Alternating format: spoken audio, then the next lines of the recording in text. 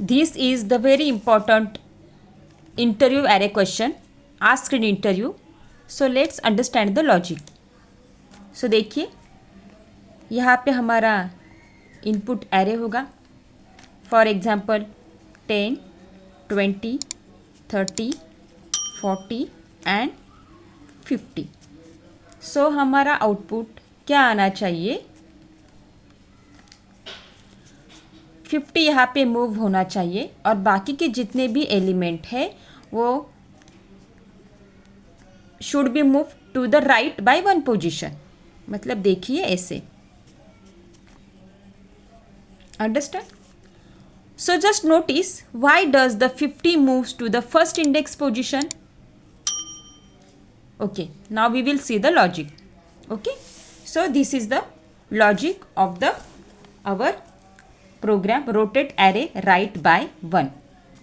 So basically इसका meaning क्या है? ये 3 स्टेप का मीनिंग क्या है? बेसिकली हम यहाँ पे क्या करने वाले हैं? we start from right. Understand? We start from right to left and swap each adjacent elements. Okay, हम right element से start करेंगे और swap करते जाएंगे उसके adjacent elements के साथ. We start from right to left. Okay, so this is the logic. मैं देखिए यहाँ पे हम क्या कर रहे हैं. अगर इसका मैं explanation दूंगी तो क्या होगा इधर. पहला हमें क्या करना है? पहले हमें क्या करना है? Start from last index. Last index मतलब जो हमारा ये जो लास्ट इंडेक्स के एलिमेंट है उससे हम स्टार्ट करेंगे और हम स्वैप करेंगे वो एलिमेंट उसके प्रीवियस एलिमेंट के साथ, जैसे 40 के साथ. ओके, और ऐसे हम कब तक करते जाना है? ये स्वैपिंग हमें कब तक करते जाना है? Till index 1. Okay, so this is our code, this is our program, this is our program. Okay, ये हमारा प्रोग्राम का कोडिंग है. देखिए यहाँ पे हम क्या करेंगे, ध्यान से देखिए प्लीज़. ये वीडियो स्किप मत कीजिएगा क्योंकि अगर आप एक भी स्टेप स्किप करोगे तो आपको कुछ समझ में नहीं आएगा. ओके, सो अब हमें क्या करना है? ये हमारा इनपुट एरे है. हम स्टार्ट करेंगे लूप, हम स्टार्ट करेंगे एरे डॉट लेंथ -1 से हम लूप स्टार्ट करेंगे. ओके, और ये टेम्प वेरिएबल हमें हेल्प करेगा स्वैपिंग के लिए. So temp variable is help in swapping. और हमें कब मैं एक्सप्लेन करने जा रही हूँ. So I equal to array dot length -1. तो अभी हमारा ये एरे है. देखिए हमारा ये एरे है, ये हमारा क्वेश्चन का एरे है. ओके, अभी I equal to array dot length -1 मतलब अभी ध्यान से देखिए इधर आई है हमारा, राइट. अब इधर हमारा आई है तो उसका एडजेसेंट एलिमेंट क्या होगा? ये हमारा एडजेसेंट एलिमेंट होगा. पहले ही आई -1 हमें मिल जाता है. सो अभी देखो I is equals to what? I equal to 4. Array dot length हमारा 5 है, 5 - 1 equal to 4. So I equal to 4. So इधर हमारा आई है 0 1 2 3 4. सो आई हमारा यहाँ पे है. So 4 is greater than equal to 1. Yes, फिर यहाँ पे हम अंदर कंट्रोल फ्लो अंदर जाएगा. फिर देखा क्या होगा? एरे ऑफ आई मतलब एरे ऑफ 4 की वैल्यू टेम्प में चली जाएगी. मतलब टेम्प वेरिएबल में हमारा 50 चला जाएगा. ध्यान से देखिए. और एरे ऑफ आई में एरे ऑफ आई -1 की वैल्यू चली जाएगी. अभी हमारे एरे ऑफ आई में एरे ऑफ आई -1 की वैल्यू चली जाएगी. मतलब 40 इधर चला जाएगा. ध्यान से देखिए. और एरे ऑफ आई -1 में टेम्प मतलब हमारे array of I. So array of I -1 में एरे ऑफ आई मतलब टेम्प की वैल्यू चली जाएगी. मतलब ये वैल्यू इधर आ जाएगी. फिर ओके, जैसे हमारा ये एग्जीक्यूट होगा तो हमको क्या हमको एक नया एरे मिलेगा. क्या नया एरे मिलेगा? बाकी के एलिमेंट तो वैसे ही रहेंगे. 50 इधर मूव होगा और 40 इधर शिफ्ट हो जाएगा. अंडरस्टूड? अब हमारा आई होगा जैसे हम लूप हम फिर से स्टार्ट करेंगे तो हमारा आई माइनस माइनस हो जाएगा. अभी आई हो गया है हमारा 3. अंडरस्टैंड? ध्यान से देखिए. अब हमारा आई क्या है? आई है हमारा 3. अब ये हमारा अभी हम इस लूप पे इस एरे पे काम करने वाले. देखिए अब I equal to 3. 3 is greater than equal to 1. Yes, फिर हम अंदर यहाँ पे फ्लो जाएगा.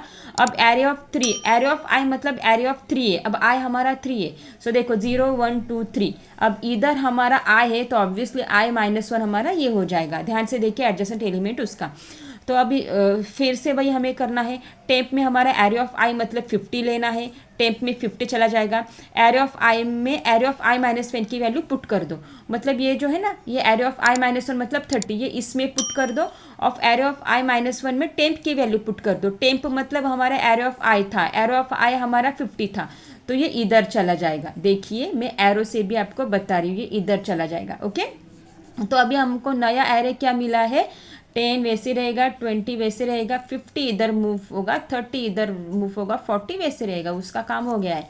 अभी आई हमारा 3 था, अभी आई हमारा डिक्रीमेंट होकर 2 चला जाएगा। देखिए अभी आई हमारा 2 हो गया है, ध्यान से देखिए। फिर से 2 ग्रेटर इक्वल टू 1, येस, फिर से अंदर जाएगा। फिर से एरिया ऑफ आई मतलब एरिया ऑफ 2, देखो 0 1 2, सो एरिया ऑफ 2 टेम्प पे चला गया, तो 50 टेम्प में चला जाएगा।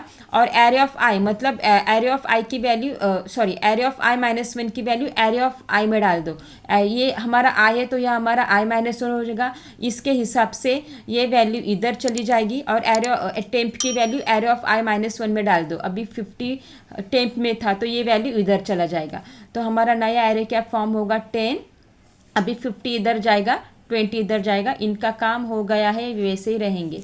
अभी आई हमारा डिक्रीमेंट हो गया, 1 होगा, अंडरस्टैंड। फिर से एरे लूप में हम मूव होंगे।